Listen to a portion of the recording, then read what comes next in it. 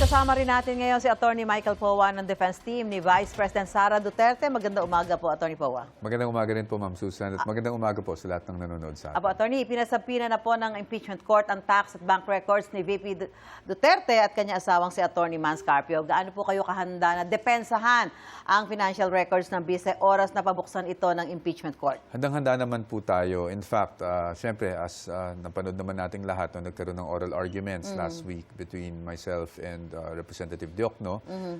Ang punto lang naman talaga natin doon, no, wala naman tayong hangarin na masuppress or hindi o pigilan ang paglalabas. It's just that we felt strongly, no, na merong mga batas kasi na nagbabawal dito, at that's why ang sabi nga natin, while we are searching for the search for the truth must be done within the limits of the Constitution, the law, and the rules. No? But ganun pa man, the defense has already anticipated, no, na ilalabas itong mga ganitong bagay for at least that possibility. No? So tayo naman po, handang-handa naman tayo at kampante naman tayo na mapapakita din natin na wala namang basihan yung mga aligasyon na unexplained wealth, etc. Okay. May adjustment ba yung defense team matapos yung diskusyon ng Article 4 at yung tatalakay ng Article 1 o yung tinatawag na misuse of confidential funds, Attorney? Sa ngayon, wala naman po. Walang major adjustments na ginawa. Sa pananaw namin, yung Article 4 kasi yung prosecution pa lang nang nilabas ng ebidensya. Yes, Sa pananaw namin, kami naman naabot namin yung mga targets. Although, syempre, hindi ko lang pwede i-discuss in detail due to the rules. No? Pero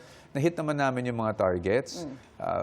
Pagdating naman sa confidential funds, syempre, hintayin na muna natin yung mga ebidensyang ilalatag ng prosecution.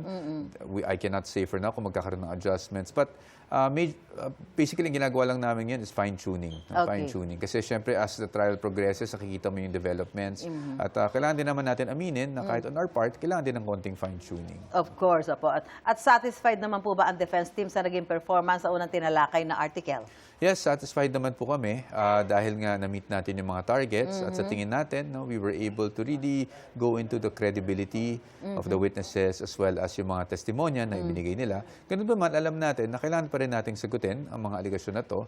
That's why siguro kailangan lang natin maipaliwanag sa ating mga kababayan na hintayin lang din yung pagkakataon naman ng depensa na kami naman ang maglatag ng aming ebidensya. Opo. Sa tingin niyo po ba ay maihaharap na nga ng prosecution si Mary Grace Piatos? Nasa sa kanila po yan. No? I think si Miss Mary Grace Piatos, kung sino man siya, ay nasa isang listahan na binigay nila, no? O tinatawag nating pre-trial brief.